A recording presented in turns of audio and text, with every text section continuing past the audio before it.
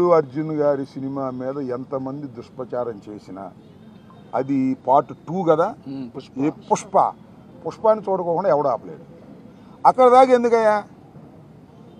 నందమూరి తారక రామారావు గారి కుటుంబం జూనియర్ ఎన్టీఆర్ సినిమాను చూడకుండా బహిష్కరించాలని ప్రయత్నం చేశారా? ఆపగలిగారా?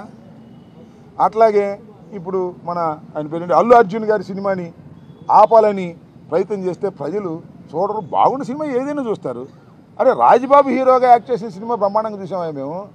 సినిమా బాగుంటే, ఎన్టీ రామారావు గారి సినిమాలు బాగోకపోతే ఫ్లాప్ అయినాయండి. ఏం చెప్తాం? సినిమా బాగుంటే ఎవరైనా చూస్తారు. అరచేతిని అడ్డుపెట్టి సూర్యకాంతిని ఆపలేరు.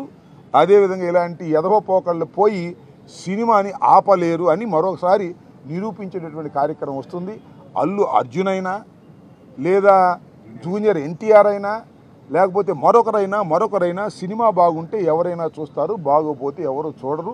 నాకు తెలిసి అందరూ ఉవ్విళ్ళూడుతున్నారు. పుష్ప 2 చూద్దాం, దానిలో ఎంత బ్రహ్మాండంగా ఉంటుందని అందరూ ఎదురు చూస్తున్నారు. నేను కూడా ఎదురు చూస్తున్నా. మరి థియేటర్లోకి వెళ్ళి చూడాలంటే ఇబ్బందిని నేను కూడా పుష్ప 2 ఎలా ఉంటుందో చూడాలని నాకు బాగా కోరికగా ఉంది. ఎందుకంటే చాలా అద్భుతంగా పార్ట్ 1 అద్భుతంగా ఉంది కదా, హాలీవుడ్ స్టైల్లో ఉంది కదా, అందరినీ తలదన్నే విధంగా వెళ్ళాడు కదా అల్లు అర్జును. అందువల్ల బాగా జలసిగా ఉంది కొంతమందికి. మీ జలసి వల్ల మీ కడుపులు పుచ్చిపోతాయి, గుర్తుపెట్టుకోండి.